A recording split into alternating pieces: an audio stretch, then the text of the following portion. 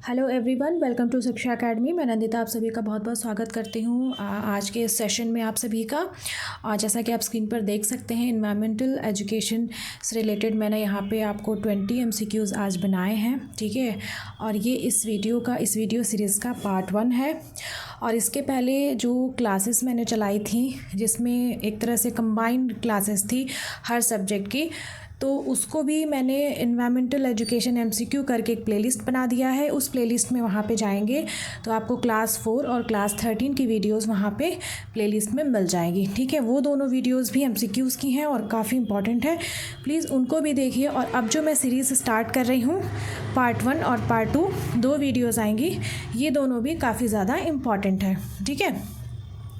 और CBCS pattern पे ये आपका इलेक्टिव सब्जेक्ट है, इसका कोड है 105A, ठीक है। तो चलिए बिना कुछ देर के हम एक एक क्वेश्चंस को डिस्कस करना शुरू करते हैं। और इसमें जहाँ पे एक्सप्लेनेशन होगा वहाँ पे मैंने एक्सप्लेनेशन भी डाला है। और ये वीडियो में हम सिर्फ 20 MCQs नहीं डिस्कस करेंगे, अगर बहुत आप ध्यान से देखेंगे तो यहाँ से 30 MCQs बहुत आराम से बनाए जा सकते हैं। तो मेरी रिक्वेस्ट है कि वीडियो को बहुत आखिरी तक देखिएगा, ठीक है। तो फर्स्ट क्वेश्चन है, environment word is derived from, ठीक है। इस तरह के क्वेश्चंस काफ़ी ज़्यादा देखने को मिलते हैं कि ये वर्ड कहाँ से डिराइव किया गया, कहाँ से लिया गया, लैटिन से लिया गया, फ्रेंच से लिया गया, इसका मीनिंग क्या है। इस तरह के क्वेश्चंस का आपको ध्यान रखना पड़ेगा और नेक्स्ट सेमेस्टर में इस तरह के क्वेश्चंस का आपको अलग से नोट बनाना पड़ेगा और इस तरह से अपनी तैयारी करनी पड़ेगी। तो यहाँ पे आपका करेक्ट ऑप्शन है इन्विरोनर। यहाँ पे कहीं कहीं डबल N भी दिया है, कहीं सिंगल N में दिया है।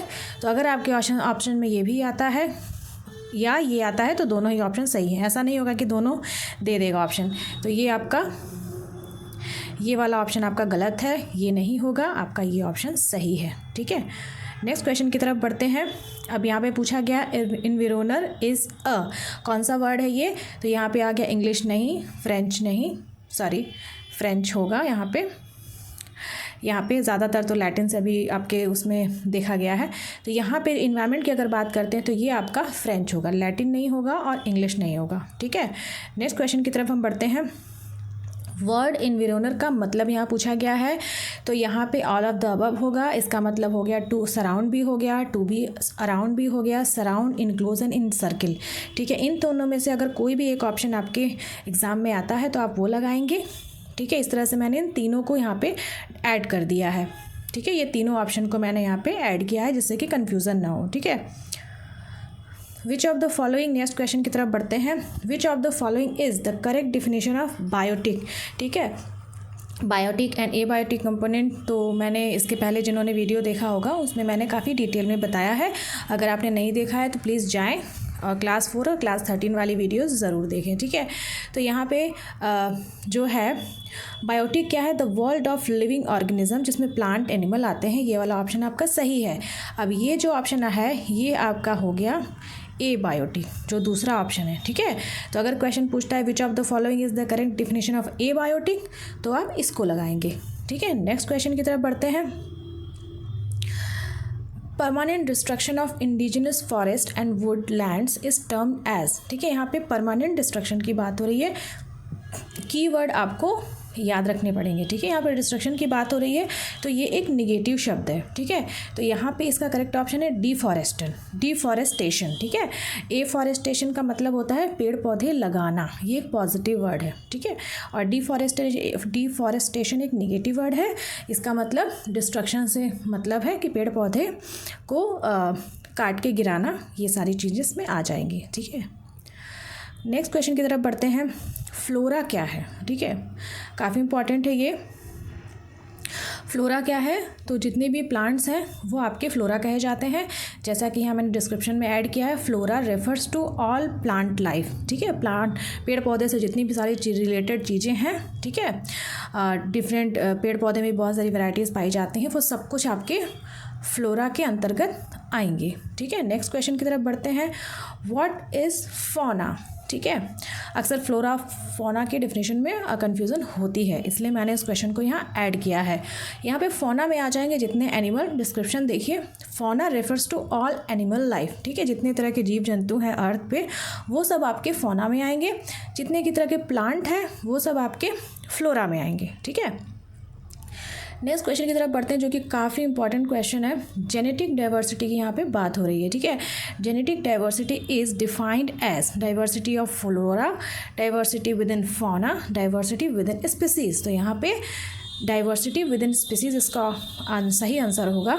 सिर्फ फ्लोरा इसमें नहीं आएगा, सिर्फ फौना नहीं आएगा, स्पीसीज़ की यहाँ बात की गई है तो इसमें सब कुछ आएगा, ठीक है। फ्लोरा हो गया, फौना होगा, ह्यूमन बीइंग स्पीसीज़ हो गया, सब कुछ आएगा, ठीक है।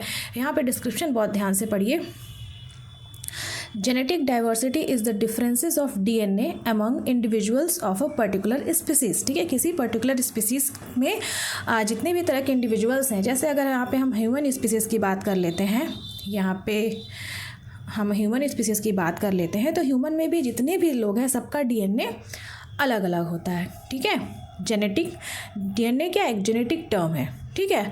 तो जहाँ भी ऐसा जेनेटिक वर्ड का यूज़ हो, DNA का यूज़ हो, ठीक है, तो वहाँ पे उसका करेक्ट ऑप्शन जेनेटिक डाइवर्सिटी होगा। तो इसको कॉन्सेप्ट क्लियर कर लीजिए, ताकि जेनेटिक डाइवर्सिटी से क्वेश्चन घुमा फिरा के भी पूछता है तो आप उसको करेक्ट मार्क कर लेंगे, ठीक है।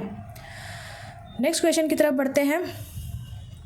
नेक्स्ट क्वेश्चन है काफ़ी अच्छा क्वेश्चन है। Project tiger was launched in year, किस ईयर में लॉन्च किया गया है? 1973। काफ़ी इंपॉर्टेंट है, 74 नहीं होगा, 1976 नहीं होगा। नेक्स्ट क्वेश्चन की तरफ बढ़ते हैं। Dudhwa national park is located in which state of India, ठीक है। तो जो आपका दुधवा नेशनल पार्क है वो आपका किस स्टेट में है? यूपी में है। और प्लीज़ आप लोग मुझे कमेंट करके बताएंगे इस वीडियो के कि अभी तक इंडिया में कितने नेशनल पार्क हैं, और आपका स्पेसिफिकली यूपी में। मैंने इस क्वेश्चन को इसीलिए ऐड किया गया है कि यूपी के एग्ज़ाम में यूपी से रिलेटेड क्वेश्चन पूछा जा सकता है, ठीक है। ऑल्दो कितने नेशनल पार्क हैं, ठीक है, नेशनल पार्क कौन कौन से, ये भी काफ़ी इंपॉर्टेंट है। अगर आपके पास टाइम हो तो प्लीज़ उनको एक बार देख लीजिएगा, ठीक है। जैसे मानस है, काजीरंगा है, बहुत सारे नेशनल पार्क हैं, इसको आप देख लीजिएगा। कमेंट में आप मुझे लिख के बताइए कि इंडिया में कितने टोटल नेशनल पार्क हैं। इतना थोड़ा मेहनत तो आपको भी करना पड़ेगा, ठीक है। नेक्स्ट क्वेश्चन की तरफ बढ़ते हैं। It is the process of protecting an endangered plant और animal species in its natural habitat. अब देखिए मैं यहाँ पे कीवर्ड आपको बताती हूँ, इन इट्स नेचुरल हैबिटेट। तो यहाँ पे क्या कहा गया है कि क्या उस टर्म को क्या बोलते हैं जिसमें हम इंडेंजर्ड प्लांट, मतलब जो प्लांट बहुत खतरा है मतलब वो बढ़ नहीं रहा है, ठीक है, खतरे में आ गया है, उसकी जितनी भी स्पीसीज़ है वो ख़त्म होती जा रही हैं। चाहे अगर एनिमल स्पीसीज़ की भी बात करें, ठीक है, जैसे कि लॉयन है, टाइगर है, टर्टल है, ठीक है। तो इन तरह की स्पीसीज़ को प्रोटेक्ट करने के लिए इन इट्स नेचुरल हैबिटेट, अगर हम नेचुरल हैबिटेट में इंडेंजर्ड प्लांट या एनिमल स्पीसीज़ को प्रोटेक्ट करते हैं तो उसको क्या कहते हैं? इसका सही ऑप्शन है इन सीटू, ठीक है, ठीक है। इन सीटू मतलब कि हम उसको उसके नेचुरल हैबिटेट में ही प्रोटेक्ट करेंगे, ठीक है। जैसे वो जंगल में रहते हैं हम उनको जंगल में ही प्रोटेक्ट करेंगे, उनको प्रोटेक्ट करने के लिए हम उनके नेचुरल हैबिटेट से बाहर नहीं लाएंगे, ठीक है। नेक्स्ट क्वेश्चन की तरफ बढ़ते हैं। डाइवर्सिटी एट स्पीसीज़ लेवल, देखिए अभी हमने जेनेटिक डाइवर्सिटी की बात की थी, ठीक है। मैंने इस क्वेश्चन को स्पेसिफिकली यहाँ इसीलिए इंक्लूड किया है कि आप लोग को कन्फ्यूज़न ना हो।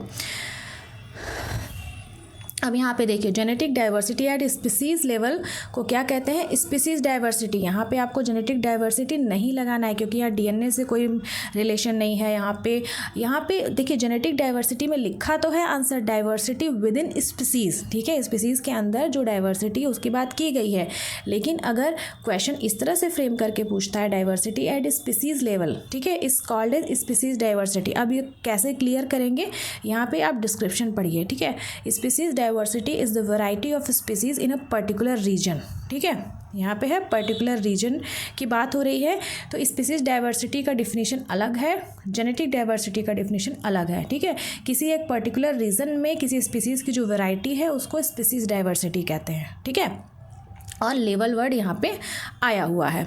तो यहाँ पे एग्जांपल लिखा हुआ है कि ऑस्ट्रेलिया का जो ग्रेट बैरियर रीफ है वहाँ पे कोरल रीफ्स की बहुत सारी वैरायटी पाई जाती है, वहाँ फिशेस की बहुत सारी वैरायटी पाई जाती हैं, ठीक है।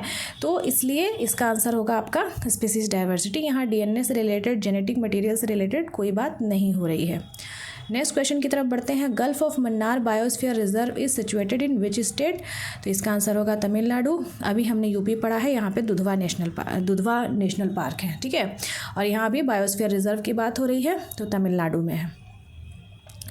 नेक्स्ट क्वेश्चन की तरफ बढ़ते हैं। It is the preservation of component of biological diversity outside their natural habitat. यहाँ पे अगेन कीवर्ड है आउटसाइड। अभी हमने थोड़ी देर पहले क्या पढ़ा था, इन सीटू कंजर्वेशन, मतलब कि जो भी इंडेंजर्ड प्लांट या एनिमल्स है हमको उनके नेचुरल सराउंडिंग में प्रोटेक्ट करना है, ठीक है। अब यहाँ पे कहाँ प्रिजर्व करना है, आउटसाइड, तो इसका सही आंसर होगा एक्स सीटू। और आउटसाइड कैसे प्रोटेक्ट करते हैं, इसका सबसे बेस्ट एग्जांपल है जू, ठीक है। बहुत आसान है, इससे आपको आसानी से समझ में आ सकता है कि जू है, जू में आउटसाइड मतलब वहाँ पे लाके वहाँ पे प्रोटेक्ट करते हैं, उनका रख रखाव किया जाता है। जू एक एग्जांपल किसका हो गया, एक्स सीटू कंजर्वेशन का, ठीक है। नेक्स्ट क्वेश्चन की तरफ बढ़ते हैं। What are the points related to biosphere reserve, ठीक है। तो बायोस्फीयर रिजर्व से यहाँ रिलेटेड 2 पॉइंट हैं और दोनों ही सही हैं। पहला देखिए, these are the protected areas meant for the conservation of plants और एनिमल दोनों को कंजर्व करने के लिए बायोस्फीयर रिजर्व बनाया गया है, जो एक प्रोटेक्टेड एरियाज़ हैं, ठीक है। It also restored the traditional life of the tribals, ठीक है। यहाँ पे ये मानते हैं कि ट्राइबल्स क्या करते हैं, वो हेल्प करते हैं और वहाँ पे ट्राइबल्स रह सकते हैं वहाँ पे, ठीक है। It also restore the traditional life of the tribals living in that vicinity, ठीक है। नेक्स्ट क्वेश्चन की तरफ बढ़ते हैं। Total number of biosphere in India कितने हैं, 18 हैं। ये दोनों ऑप्शन गलत है, टोटल 18 बायोस्फीयर रिजर्व हैं, ठीक है। How many zones are there in the biosphere reserve, biosphere reserve जहाँ पे हम प्लांट और लाइफ को प्रोटेक्ट करते हैं। अभी मैंने आपको बायोस्फीयर से रिलेटेड 2 पॉइंट्स बताए हैं, तो 3 जोन है, ठीक है। 2 नहीं है, 4 नहीं है, कितने जोन है, 3 जोन है आपके बायोस्फीयर रिजर्व में। नेक्स्ट क्वेश्चन की तरफ बढ़ते हैं। अब वो 3 जोन कौन कौन से हैं, ठीक है। तो यहाँ पे मैंने इस तरह से क्वेश्चन फ्रेम किया है, ऑल ऑफ द अबव। जो पहला जोन है वो कोर एरिया जो एकदम बीच में होता है बायोस्फीयर रिजर्व, जैसे मान लीजिए कैसे है, ये आपका बायोस्फीयर रिजर्व है, तो ये बीच वाला एरिया क्या हो गया, कोर जोन हो गया, जिसमें कोई नहीं जा सकता, ठीक है, या बहुत ही मतलब फ्यू पीपल आर अलाउड, ठीक है, जो उसमें जाके रख रखा। दूसरा जोन है बफर जोन, ठीक है। और आपका पहला जोन, दूसरा जोन, तीसरा जोन, इस तरह से होगा। जो ट्रांजिशन जोन है वहाँ पे थोड़ा बहुत एक्टिविटी हो सकती है। तो इस तरह से यहाँ पे आपके 1, 2, 3 जोन है, core area zone, buffer area zone, transition zone को एरिया ऑफ कोऑपरेशन भी कहते हैं। नेक्स्ट क्वेश्चन की तरफ बढ़ते हैं। Measures to conserve the biodiversity is, ठीक है। बायोडाइवर्सिटी को कैसे कंजर्व कर सकते हैं, national park, sanctuary, geological garden, सारे सही हैं, तो यहाँ पे करेक्ट ऑप्शन हो गया all of the above. Next question की तरफ बढ़ते हैं। बायोडाइवर्सिटी का अगर डिफिनीशन पूछता है, बायोडाइवर्सिटी क्या है, ठीक है, तो यहाँ मैंने 2 पॉइंट्स इंक्लूड किए हैं, दोनों ही सही हैं। All living organism that exist on earth and cooperate for sustainable living, मतलब जितने भी अर्थ पे जो लिविंग ऑर्गेनिज्म है, जैसे प्लांट है, जैसे एनिमल्स है, ठीक है, चाहे हम लोग हैं, जितने भी लोग वहाँ पे रह रहे हैं वो लोग आपस में एक सस्टेनेबल लिविंग को फॉर्म कर रहे हैं, कोऑपरेशन के साथ रह रहे हैं, वो आपका बायोडाइवर्सिटी है। It includes all living life, plants, animal, fungi, micro organism, सब कुछ इसमें इंक्लूड होता है, इसको हम बायोडाइवर्सिटी कहते हैं, ठीक है। आई होप आप सभी को आज का सेशन अच्छा लगा हो। इस सेशन में 2 ईजी टू मॉडरेट ये सेशन था, ठीक है, और प्लीज़ इसको पूरा अच्छे से देखिएगा, काफ़ी इंपॉर्टेंट वीडियो है। और इसके बाद मैं पार्ट 2 भी इस वीडियो का बनाने वाली हूँ। और इसके अलावा अगर आपने वीडियो नहीं देखा है तो इन्वायरमेंट एजुकेशन MCQ के नाम से प्लेलिस्ट है, वहाँ क्लास 4 और क्लास 13 की भी वीडियो देखिए। और एक और चीज़ मैं आप सभी लोगों से कहना चाहती हूँ कि अगर आप कोई भी वीडियो देख रहे हैं या आपने पहले की भी कोई वीडियो देखे हैं और कुछ लोगों ने मुझे सजेशन भी दिया है, अगर एक मिस्टेक भी हो गई है तो उसको मैंने वहाँ के डिस्क्रिप्शन में अपडेट कर दिया है, ठीक है। तो जो लोग भी अभी वीडियो मेरा ये देख रहे हैं, अगर उनको किसी और वीडियो में कोई डाउट हुआ है तो प्लीज़ उस वीडियो के डिस्क्रिप्शन में ज़रूर चेक करिए, मैंने वहाँ ज़रूर अपडेट किया होगा। अगर नहीं किया है तो प्लीज़ मुझे टेलीग्राम पे विद प्रूफ आप मैसेज करिए। फॉर एग्जांपल आज आपने ये वीडियो देखा, मैंने यहाँ 20 MCQ डिस्कस किए हैं, अगर इसमें से आपको कहीं भी, क्योंकि मैं भी एजुकेटर हूँ, ऐसा नहीं मिस्टेक मेरे से भी हो सकती है, ठीक है। ऑल्दो 99.9% सही है, मैंने इसमें बिल्कुल, मैं सोचती हूँ कि हाँ अच्छा क्वालिटी कंटेंट बनाना है, गलत स्टूडेंट्स को नहीं बताना है, ठीक है। तो अगर इनकेस आपको कोई भी छोटी मिस्टेक मिलती है, एक मैं वीडियो में गोखले बिल 1912 बताया था, फिर मैंने उसको डिस्क्रिप्शन में अपडेट किया है 1911, ठीक है। तो अगर कोई भी इसमें मिस्टेक आपको दिखती है तो प्लीज़ आप मुझे टेलीग्राम पे पर्सनल मिस्टेक साथ में आप उसका रेफरेंस मुझे भेजिए, मैं वहाँ डिस्क्रिप्शन में ज़रूर अपडेट करूँगी। तो मिलते हैं फिर नेक्स्ट वीडियो में। Thank you for watching. और अगर वीडियो और मेरी मेहनत आपको अच्छी लगी हो तो प्लीज़ मेरे चैनल को लाइक, सब्सक्राइब और शेयर ज़रूर करें। इंपॉर्टेंट वीडियो है, ज़्यादा से ज़्यादा लोगों तक शेयर करें। तो तो मिलते हैं फिर नेक्स्ट वीडियो में।